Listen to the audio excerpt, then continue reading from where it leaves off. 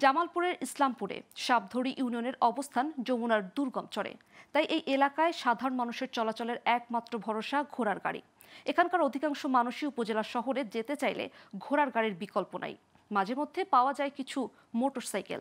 যোগাযোগ সুবিধা বাড়াতে কাজ চলছে বলে জানিয়েছে উপজেলা প্রশাসন। জামালপুর থেকে ফিরোজ শাহের তথ্য ও চিত্রে বিস্তারিত।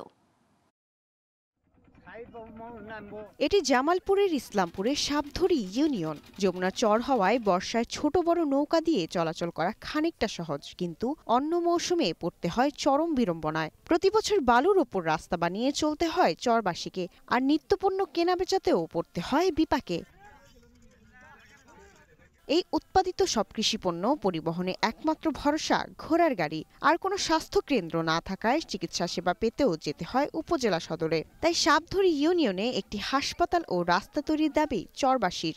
প্রায় 30 বছর পরে, 14 বছর পরে, 7-8 বছর হলে আমরা এই চলাচল করি, কোনো গাড়ি ঘর নাই, ঘোড়া গাড়ি আর এই মোটর সাইকেলে চলাচল করি। আমাদের এই এলাকায় রাস্তাঘাট বিশেষ করে সমস্যা, নৌকার জন্য অপেক্ষা করা লাগে। এইটুকু যদি একটা কোনো কিছু হয় তাহলে আমাদের যাতায়াত সুবিধা হবে। ফ্যামিলির লোক কি আশপাশের পার্বতী বেশি যদি অসুস্থ হয়, দাম করে ঘোড়া গাড়ি দিনে তার লাগে 1 থেকে 1.5 ঘন্টা 2 ঘন্টা সময় লাগে। এর ভিতরে যাতে দাম করে অনেক রোগী অসুস্থ বেশি হয়ে যায়।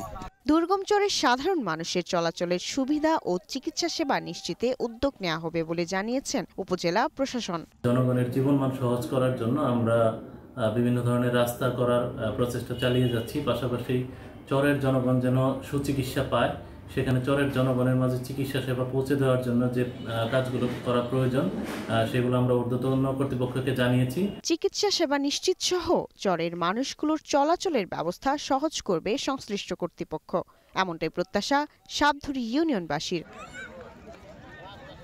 Global television news desk.